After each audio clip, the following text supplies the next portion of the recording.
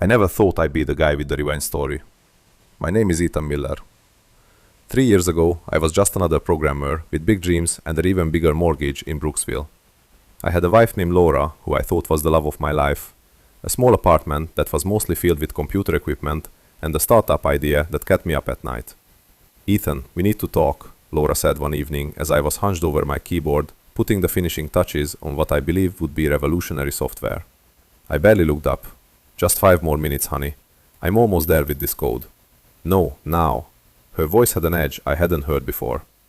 When I finally turned around, I saw her standing there with 2 suitcases. Not 1, 2. And she was dressed like she was heading somewhere important. My stomach dropped. "What's going on?" I asked, though some part of me already knew. Laura set a manila envelope on the coffee table. "Divorce papers. I've already signed them." The room seemed to tilt sideways. "Divorce. Laura, what are you talking about? We can work through whatever this is." She laughed, and it wasn't the laugh I'd fallen in love with. This one was cold, almost cruel. "Work through it, Ethan. We've been working through it for 3 years. I'm done living like this. Done with the promises that your big break is just around the corner. Done with coupon clipping and budget grocery shopping while my friends are vacationing in Europe." I stood up, my project momentarily forgotten. "Laura, I'm close. So close this platform could change everything for us. That's what you said about the last 3 projects." She crossed her arms. "I've met someone else." Those 4 words hit me like a physical blow. "Who?" I managed to ask. "Richard Stanton." The name didn't register at first, and then it did. Richard Stanton, CEO of Stanton Enterprises, one of the largest tech companies on the East Coast. I'd read about him in tech magazines, dreamed of pitching my ideas to his company someday. The Richard Stanton. How did you even meet him? Laura looked away, a slight flush on her cheeks. "I applied for an executive assistant position at his company 6 months ago. I didn't tell you because I knew you'd see it as me not believing in your work." "6 months?" My voice cracked. "You've been seeing him for 6 months?" "It wasn't like that at first," she said defensively. "But yes, we've been together for about 4 months now, and Ethan, he can give me the life I want. The life you promised me when we got married." I felt like I was drowning. So all those late nights at work I was with Richard, and his world is everything I've ever wanted. He has a penthouse in New York, a vacation home in the Hamptons. He flies private, Ethan. "Private?" Her eyes glittered with excitement, and I realized I was looking at a stranger. "And what about love?" "Do you love him?" I asked, voice barely above a whisper. Laura hesitated just long enough for me to know the answer before she said, "I'm learning to. But what I know for sure is that I don't love this life anymore." She gestured around our modest apartment. "I don't love watching you waste your potential on pipe dreams that never pay off." "Waste my potential?" "Laura, I've been building something revolutionary." "You've been hiding from reality," she snapped. "Real successful people don't hold up in apartments in Brooksville. They're out there, in New York, in Silicon Valley, making connections and making things happen." I was stunned by the venom in her voice. "So, that's it. After 5 years of marriage, you're just walking out." "Richard is waiting for me downstairs." She checked her watch. "I'll be staying at his place in the city until the divorce is finalized. My lawyer will be in touch about dividing assets, though there's not much to divide, is there?" The look she gave me was so full of contempt it physically hurt. "Laura, please," I said, hating the desperation in my voice. "Just give me a chance to show you. The platform is almost ready. I've got meetings with investors next week." "I've heard it all before, Ethan. And even if by some miracle you do succeed this time, it's too late for us." She picked up her suitcases. "Richard knows people. Real investors, not the small-time angels you have been chasing. He could have made things happen for you, but you were too proud to even consider asking for help. I wanted to make it on my own merit. And look where that got you, where it got us." She shook her head. "Sign the papers, Ethan. Don't drag this out." As she headed for the door, a terrible thought occurred to me. "Did you tell him about my platform? About the algorithms I've been developing?" Laura posed her back to me. Richard was interested. He asked questions. I might have shared some details. The betrayal was complete. Not only was she leaving me for another man, but it potentially compromised years of my work. "You had no right," I said, my voice hardening. "That was proprietary information." She turned, and for a brief moment I thought I saw a flicker of remorse, but then it was gone. "It doesn't matter, Ethan." Even if your idea is as good as you think, Richard has the resources to develop it better and faster. That's reality. Get out, I said quietly. Gladly, she opened the door. Oh, and Ethan, Richard says men like you are a dime a dozen in this industry. Ideas are worthless without the capital and connections to back them up. You should remember that. And then she was gone, leaving nothing but the scent of her expensive perfume and divorce papers on my coffee table. I stood there for what felt like hours, my world collapsing around me. Then I slowly walked to the kitchen and pulled out the bottle of Johnny Walker Black that we'd been saving for a special occasion. This wasn't what we'd had in mind, but it seemed appropriate now. 3 glasses in, I was numb enough to think straight.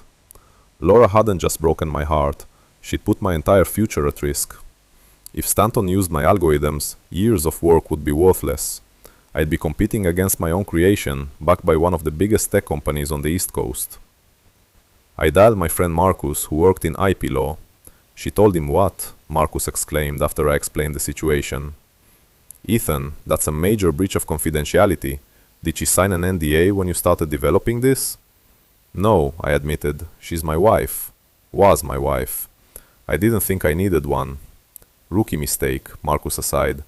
But all isn't lost. Document everything.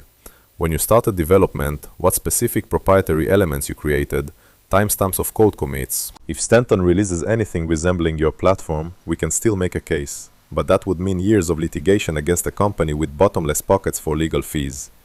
One battle at a time, Marcus advised. First, finish your platform, get it to market, establish yourself. Then we worry about Stanton. After we hung up, I looked around the apartment that suddenly felt too empty, too quiet. Laura's words echoed in my head. Men like you are a dime a dozen. That night, I made a decision. I wouldn't just finish the platform. I'd make it better than anything Richard Stanton could imagine. And then I'd make him pay for taking my wife and trying to steal my future. The next morning, I woke up with a pounding headache in burning determination. The divorce papers still lay untouched on the coffee table. They could wait. I had more important matters to handle. On the 4th day of a coding marathon fueled by rage and caffeine, my doorbell rang. A courier delivered a package from Stanton Enterprises containing a check for $50,000 and a condescending letter acknowledging conceptual similarities between my work and their upcoming platform. I stared at the check, fury rising in my chest. $50,000. That's what Richard Stanton thought my years of work were worth. That's the price he put on stealing my ideas and my wife. I ripped the check into confetti, then grabbed my phone. James, I said when my potential angel investor answered. I'm ready to show you the platform tomorrow. 9 a.m. 2 days later, I sat across from James Wright, a veteran tech investor known for taking chances on unconventional startups. I'd worked through the night to prepare the demo, pushing myself past exhaustion to make sure every feature was perfect. So, Ethan, James said after the initial pleasantries, Laura won't be joining us. She usually sits in on these meetings. I hadn't told many people about the divorce yet. No, we're separated. James raised an eyebrow. I'm sorry to hear that. Recent very. I cleared my throat, but that won't affect the project. If anything, I'm more committed than ever to making this work. I see. James studied me for a moment. Well, let's see what you've got. I launched into my presentation, explaining how my predictive analytics platform could process unstructured data faster and more accurately than anything currently on the market. As I demonstrated the software, James's interest visibly grew. This is impressive, Ethan, he said when I finished. But I heard rumors that Stanton Enterprises is working on something similar, scheduled to launch within the next quarter. My heart sank. Richard was moving fast. Mine is better, I said firmly, and I can prove it. How? Give me access to a dataset, any dataset. Let me show you what this platform can do in real time. James considered this, then pulled out his phone. After a brief call, he had his assistant email over a massive dataset from one of his portfolio companies. Customer behavior patterns that had been proving impossible to analyze effectively. Show me what you can do with this, he challenged. I imported the data into my platform, set the parameters, and let the algorithms work their magic. Within minutes, patterns began to emerge, clear correlations and predictive insights that would have taken weeks to find using conventional methods. James leaned forward, his eyes wide. That's remarkable. This is just the beginning, I said. With proper funding, I can expand the capabilities even further. By the end of the meeting, James wasn't just interested, he was excited. "I'm prepared to offer $2 million in seed funding for 15% equity," he said, "but I need you to move fast. If Stanton beats you to market, they won't." I promised. "And James, I need something else. Connections. I need to be introduced to the right people, not just for the business, but to build a profile. I want the tech world to know who's behind this platform." James smiled, that Ethan might be even more valuable than the money. "Consider it done." As I walked out of his office with a signed term sheet, I felt something I hadn't experienced since Laura left. Hope. And something else.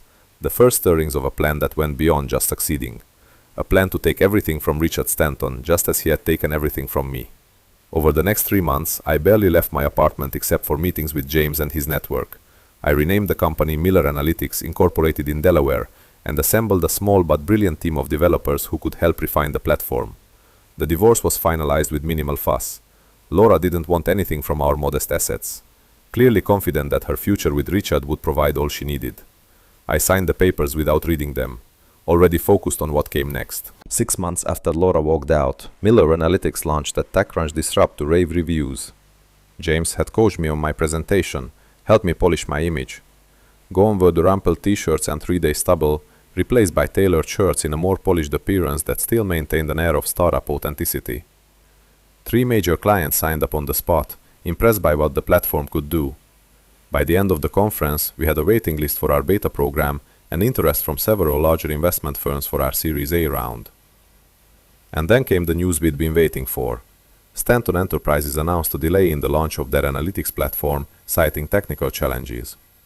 The rumor mill suggested their algorithms weren't performing as expected. Anna, I knew why. They tried to reverse engineer my ideas based on what Laura had told them, but without the full picture, they'd hit walls they couldn't overcome. The core innovations remained mine alone. James called me the day after the announcement. "You did it, kid. Stanton's floundering and you're the talk of the industry, but now you need to decide. Do you want to grow steady and solid, or do you want to go big?" "Big," I said without hesitation. "I want to go to New York." 2 weeks later, Miller Analytics opened a sleek office in Manhattan, just 10 blocks from Stanton Enterprises headquarters. It was a deliberate choice. I wanted Richard to know I was in his territory now. I became obsessed with growth, working relentlessly while pushing my team to their limits. Our Series A round brought in $18 million, and we scaled at a pace that terrified our competitors. I transformed myself completely. Not just the company, the awkward programmer disappeared, replaced by someone who commanded attention the moment he walked into a room. My new Tribeca address, tailored wardrobe, and newfound confidence weren't just for show.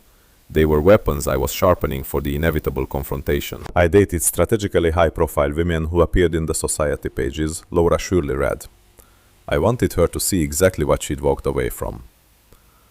9 months after our launch, Miller Analytics had grown to a team of 50, with a client list that included Fortune 500 companies, in a valuation approaching $200 million.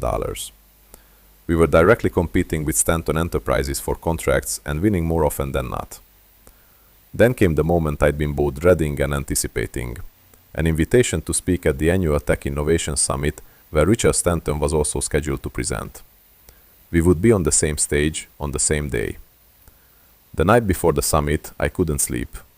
I stood at the window of my hotel suite, looking out at the Manhattan skyline, mentally rehearsing what I would say if we came face to face. Would he even know who I was? Had Laura told him about her ex-husband's new company? The next morning, I arrived early, sat through the opening keynotes, and waited for my slot. Richard was scheduled to speak right after me, a programming decision that couldn't have been more perfect if I'd arranged it myself. When I took the stage, the room was packed. I launched into my presentation, explaining how Miller Analytics was revolutionizing predictive data analysis across industries. The audience was engaged, asking thoughtful questions.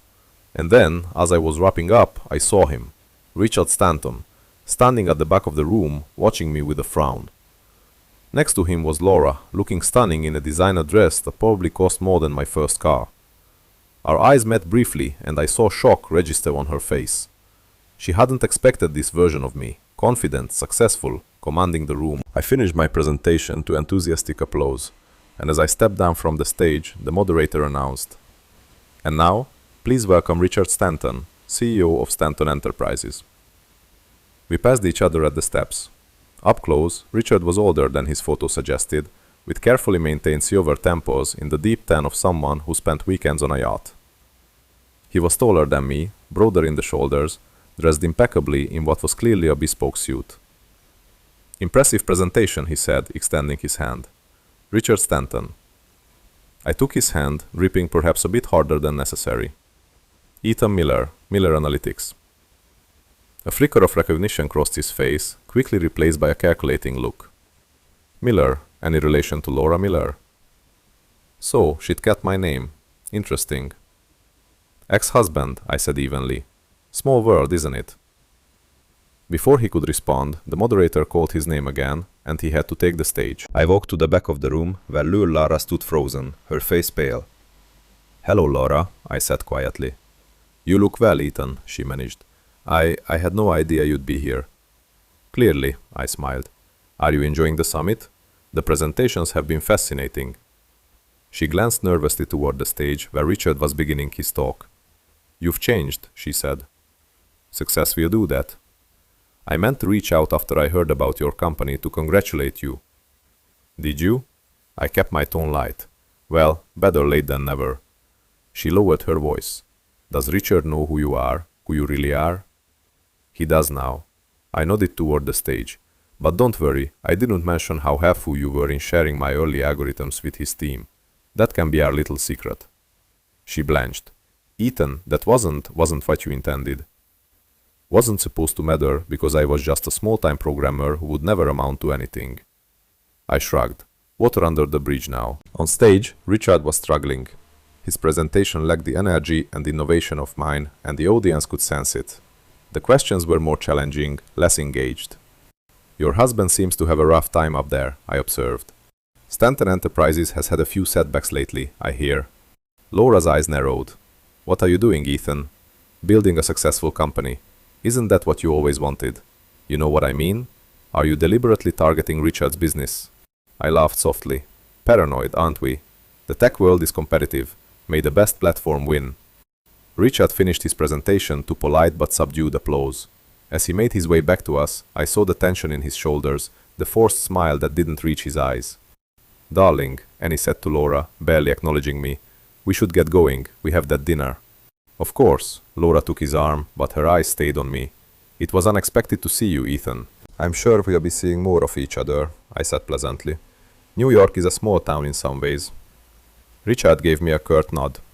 "Miller, good luck with your startup."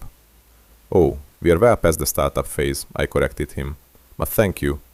Good luck with your, what did the press call it, technical challenges?" His jaw tightened, but he said nothing, steering Laura away through the crowd.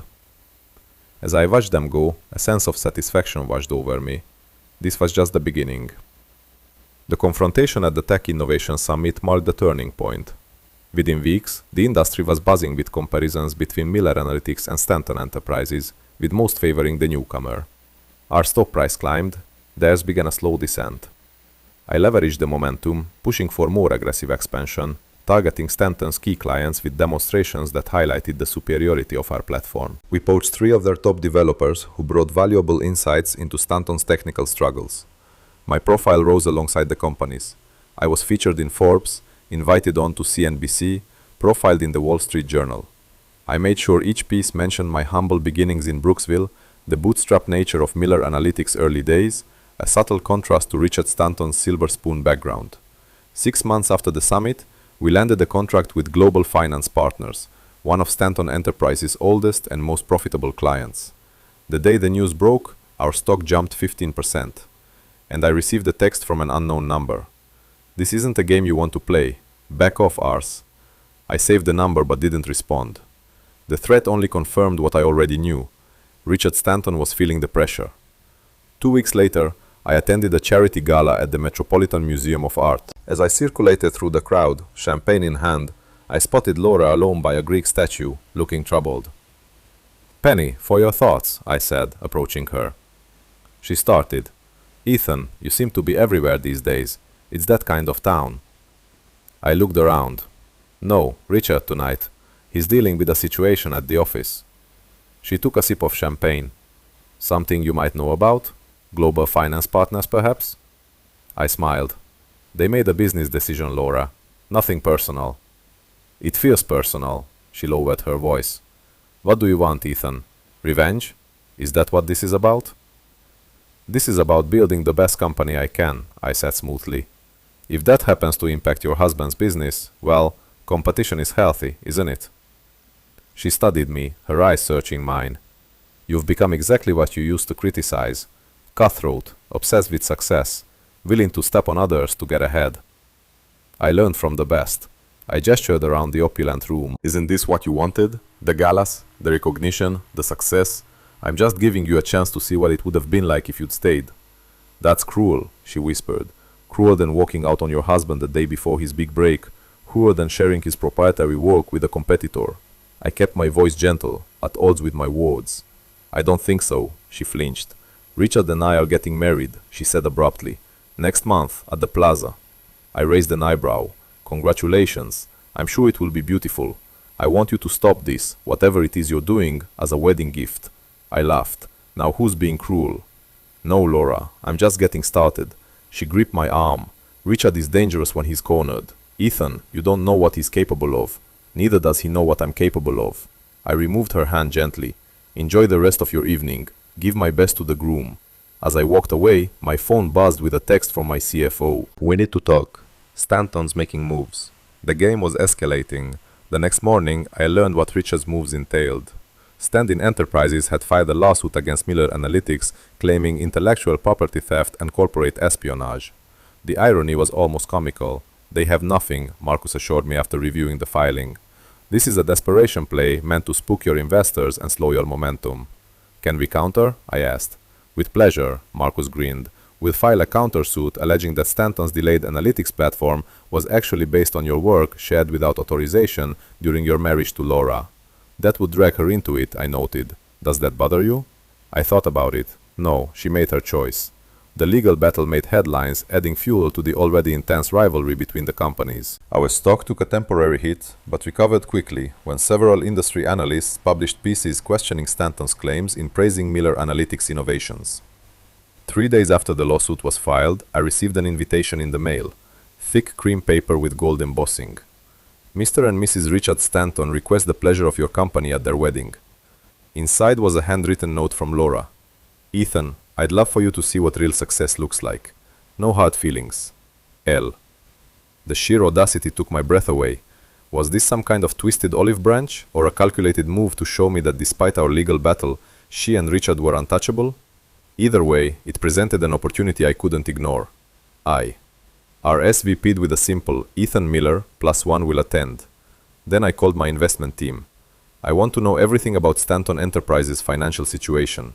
Board members, shareholders, outstanding loans, everything. Are we looking at an acquisition? My CFO asked. Something like that. What I discovered was fascinating. Despite the outward appearance of success, Stanton Enterprises was over-leveraged. Richard had been taking risks, expanding too quickly, and the company's stock was vulnerable. The lawsuit against us was likely a smoke oxyscreen to distract from their weakening position. With the right strategy at the right time, a takeover was possible. I began quietly buying shares through various shell companies and investment vehicles. Not enough to trigger any alarms, but steadily increasing our position. I also started courting key board members and institutional investors, suggesting that Stanton's leadership might not be as solid as they thought. 2 weeks before the wedding, I received another text from Richard's number. I know what you're doing. Back off now or I'll destroy everything you've built. I forwarded it to Marcus with the message. More evidence for our harassment counterclaim. The next day, Stanton Enterprises announced a surprise press conference. Richard stood before the cameras looking confident as he unveiled a revolutionary new direction for the company. A pivot toward artificial intelligence and machine learning, areas where Miller Analytics had not yet established a strong presence. The market responded positively, with Stanton's stock jumping 8%. My phone rang immediately. Did you see that? James asked. He's trying to outflank you. Let him try, I said calmly. He's too late.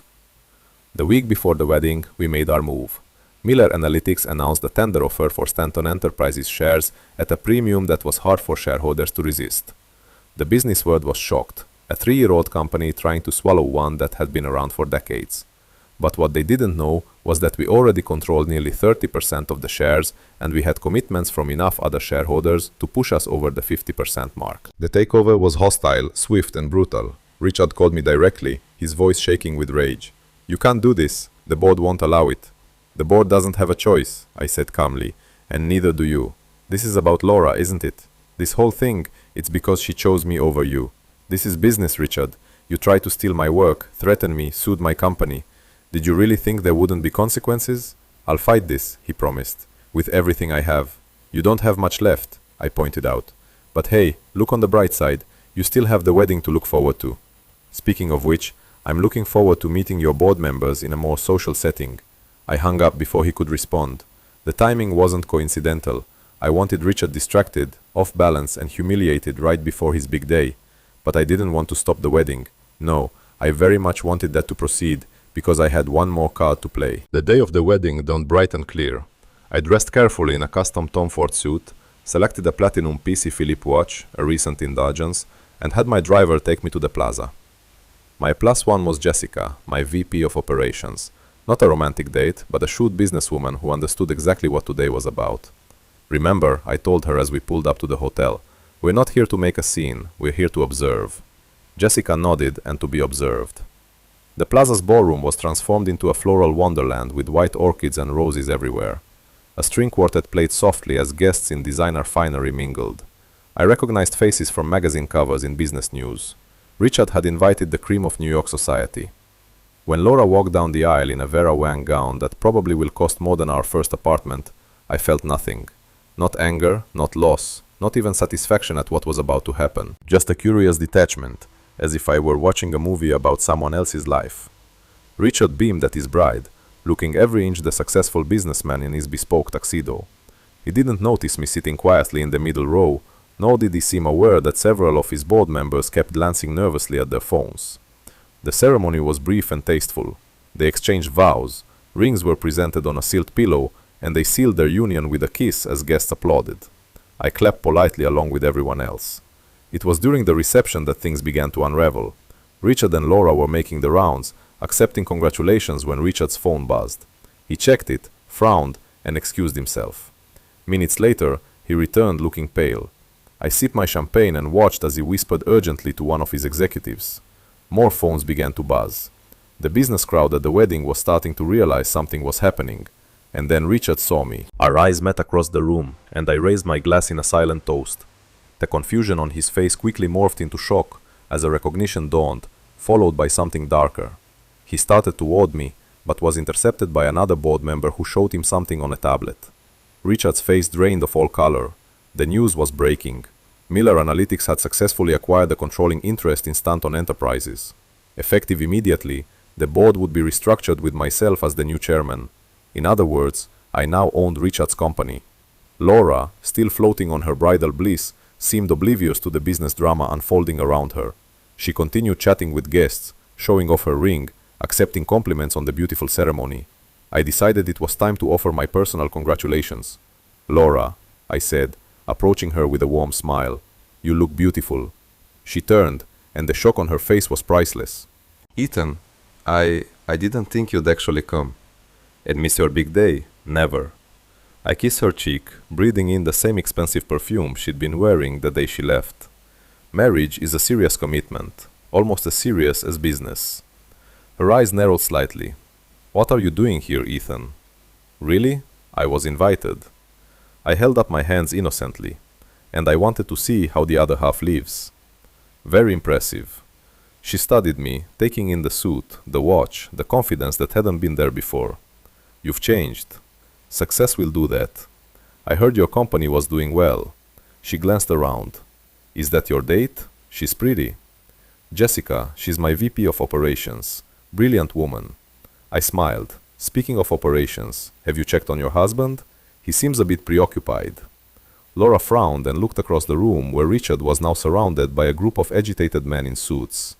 "What's going on over there?" "Just some business news breaking. Nothing that should ruin your special day." I took another sip of champagne. "Tell me, Laura, are you happy? Did you get everything you wanted?" She seemed taken aback by the question. "Of course I am. Richard gives me everything I could ever ask for." Everything has a price, I said mildly. I learned that from you. Before she could respond, Richard appeared at her side, his face a mask of barely controlled rage. Laura, we need to talk now. Richard, what's wrong? It's our wedding reception. Ask him, Richard snarled, glaring at me. I extended my hand. Richard Stanton, we've never formally met, though I feel like I know you. Congratulations on your marriage. He ignored my hand. You orchestrated this, today of all days. Orchestrated what? Laura looked between us, confused. He's taken over the company, Richard said through gritted teeth. A hostile takeover announced right in the middle of our wedding reception. Laura's eyes widened as she turned to me. You did what? I shrugged. Business is business. Timing is everything. Isn't that what you told me, Richard? Through Laura, of course. You son of a Richard, Laura hissed. Not here. Everyone's watching. And they were. The elegant wedding reception had transformed into something else entirely, with guests whispering and pointing, phones out as they read the breaking news. The fairy tale wedding was now a business scandal in the making. We should discuss this privately, I suggested. Perhaps in one of the hotel's conference rooms. My team has prepared a transition plan that's quite generous, all things considered. Richard looked like he might explode. You think I'm just going to hand over my company? The company I built from nothing? You don't have a choice, I said calmly. The shareholders have spoken, but I'm willing to keep you on in an advisory capacity if you're interested. An advisory capacity? He repeated incredulously. At my own company? My company now, I corrected him, though technically it belongs to the shareholders, and they've lost confidence in your leadership. Laura was staring at me like she'd never seen me before. Ethan, how could you do this today of all days? How could I? I laughed softly. Laura, you left me for this man the day before I secured the funding that changed my life. You shared proprietary information about my platform with him, and then you had the audacity to invite me to watch you marry him. Did you really think I would just sit back and applaud? Richard's eyes narrowed. What proprietary information? Laura, what is he talking about? A flash of guilt crossed Laura's face. It wasn't like that, Richard. I just mentioned his project in passing. She told you enough that you were able to incorporate elements of my technology into your latest analytics platform, I said. Not enough to replicate it entirely, but enough that your lawyers should have raised intellectual property concerns. Richard turned to the, is this true? I didn't. I mean, I might have described some aspects of his work, but I didn't think you didn't think it mattered. I finished for her because I was just a small-time programmer with big dreams, right? And nobody from Brooksville who would never amount to anything. The color drained from Laura's face. That's not fair. Life rarely is. I straightened my tie. Now, if you'll excuse me, I should mingle with my new board members. We have a lot to discuss about the future of Stanton, or should I say Miller Stanton Enterprises. As I turned to leave, Laura grabbed my arm. Ethan, wait, can we talk privately? I looked down at her hand, then back at her face. I think we've said everything that needs to be said. Please, she whispered. 5 minutes. Richard was already being pulled away by his frantic team, too distracted by the business catastrophe to notice his new bride slipping away with me. I followed Laura to a small balcony off the main ballroom. The New York skyline spread out before us, lights twinkling in the early evening. Say what you need to say, I told her, keeping my distance. Laura took a deep breath. I'm sorry for how things ended between us, for what I said that day. Which part? The part where you called me a failure, or the part where you betrayed my trust by sharing my work with your new boyfriend? She winced. All of it. I was unhappy, Ethan. I felt stuck in a life that wasn't going anywhere. And now, are you happy with the life you chose? She looked back toward the reception where chaos was still unfolding. I thought I was until the money and power were threatened, I noted. Interesting how that works. That's not fair. I didn't marry Richard for his money. I raised an eyebrow. Not just for his money, she amended. He was stable, established. He knew what he wanted and how to get it. And I didn't. You had dreams, Ethan. Beautiful dreams, but dreams don't pay the bills. I gestured to myself. Does this look like a dream to you? Miller Analyticus is valued at over $1 billion. We employ 300 people and now we own Stanton Enterprises. Laura looked at me with new eyes. I didn't know it would happen so fast.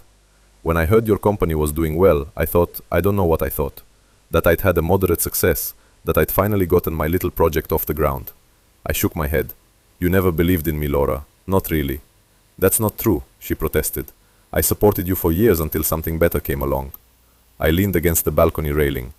Why did you invite me to the wedding? The real reason. She looked away. I don't know.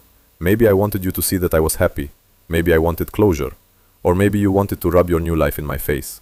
I suggested to prove that you'd made the right choice by leaving. Maybe, she admitted quietly. I didn't expect this. She gestured vaguely toward the reception. What happens now with him? Now Richard has two choices. He can fight a losing battle to keep control of his company, or he can accept my generous transition package and walk away with his dignity somewhat intact. And us? What about us? There was a vulnerability in her voice I hadn't heard in years. I studied her for a moment. The woman I had once loved more than anything. The woman who had broken my heart and inadvertently set me on the path to where I stood today. There is no us, Laura. There hasn't been for a long time. But there could be, she said, stepping closer. We could try again. Things are different now. You're different. I almost laughed. You're married as of about an hour ago. Marriages can be annulled, she said quickly. Richard and I, it's complicated. And now with everything that's happened, let me get this straight, I said slowly. You're suggesting we rekindle our relationship now that I'm successful, now that I have money and power. She flushed. That's not fair. I always cared about you, Ethan. We had history. History isn't enough. I straightened up. You know what I realized after you left? That I deserve someone who believes in me when things are hard. Someone who sees my potential even when I can't see it myself. I made a mistake, she whispered. We all make mistakes. Yes, we do, I nodded. And then we live with the consequences. I could see the desperation growing in her eyes as she realized I wasn't going to offer her an escape route from the mess her life had suddenly become. What am I supposed to do now? Go back in there and pretend everything's fine while my husband's company falls apart? That's up to you. I moved toward the door. But if I were you, I'd start thinking about a prenup. Richard's net worth just took a significant hit. You're enjoying this, she accused, seeing us suffer. No, I said honestly. I thought I would, but I don't. I just feel free. Laura's eyes filled with tears. I never meant to hurt you, Ethan. I just wanted more than what we had. And now you have more than you bargained for, I replied. Goodbye, Laura. I walked back into the reception to find it in complete disarray. Richard was nowhere to be seen, whisked away to an emergency meeting with his lawyers, no doubt. Guests were leaving in droves, the celebration effectively over. Jessica found me by the bar. Mission accomplished. I nodded. Let's get out of here. As we headed for the exit, a commotion near the gift table caught my attention. Richard had returned, his face flushed with what I assumed was a combination of rage and alcohol. Miller, he shouted, pointing at me. You think this is over? You think you've won? The remaining guest turned to stare as he stalked toward me, his movements unsteady. Richard, Laura pleaded, trying to take his arm. Not here, let's go. He shook her off. No, I want everyone to know what kind of man he is. The kind who'd ruin a wedding out of spite. I stood my ground as he approached. I think you've had enough champagne, Richard. Why don't you listen to your wife? My wife? He laughed bitterly. The woman who was so impressed by your little computer program that she couldn't wait to tell me all about it. He turned to Laura. Did you know he was planning this? Were you in on it? What? No. Laura looked horrified. Richard, please. Because it seems awfully convenient, he continued. You leave him, tell me about his project, and then surprise, he shows up a billionaire and takes my company. The accusation hung in the air. Several guests gasped. That's enough, I said firmly. You're embarrassing yourself in your bride. You don't get to tell me what's enough. Richard lunged forward suddenly, grabbing my lapels. You've taken everything from me. Security was moving toward us, but before they could intervene, Richard swung wildly, his fist connecting with my jaw. The impact was more surprising than painful. He was too drunk to put much force behind it. I stumbled back, but didn't fall. The room went silent. Feel better? I asked quietly, straightening my tie. Richard stood there breathing hard, the fight seemingly gone out of him. 2 security guards took his arms. Don't worry, I told them. I won't press charges. It's his wedding day after all. Laura rushed to Richard's side, her face a mask of mortification. I'm so sorry, she said, though it wasn't clear if she was apologizing to me or to the guests. Take care of your husband, Laura, I said. He's going to need you. As Jessica and I walked out, the whispers followed us. By morning, the incident would be all over the business press. The wedding day takeover, followed by the groom's public meltdown. Was it worth it? Jessica asked as our car pulled away from the plaza. I touched my jaw, which was beginning to throb every damn second. The fallout was swift and merciless. By Monday morning, Richard Stanton had been officially removed as CEO of what was now Miller Stanton Enterprises. The board voted unanimously to accept the new leadership structure. Eager to distance themselves from the scandal, Richard's downfall was spectacular. His scathing interviews on financial networks only made him look unhinged, his accusations increasingly desperate. Within months, his reputation was in tatters. His social circle evaporated, and his other business interests began to crumble. The last I heard, he'd retreated to his house in the Hamptons, drinking heavily and refusing visitors. Laura filed for divorce 3 months after the wedding. The prenup she'd signed limited her settlement significantly, and without Richard's fortune, she disappeared from the social scene entirely. Rumor had it she'd moved back to her hometown. Her dreams of luxury and status permanently shattered. As for me, Miller Stanton Enterprises flourished beyond expectation. The predictive analytics platform that started in my tiny apartment was revolutionizing how businesses around the world operated. The company that nearly died in my Brooksville apartment now employed thousands. Occasionally, I'd receive messages from Laura. Attempts at reconciliation, apologies, pleas for help. I never responded. Some bridges once burned can't be rebuilt. At my next board meeting, someone asked if we'd ever dropped the Stanton from our company name. Never, I replied with a smile. It's important to remember where we came from and where some people ended up.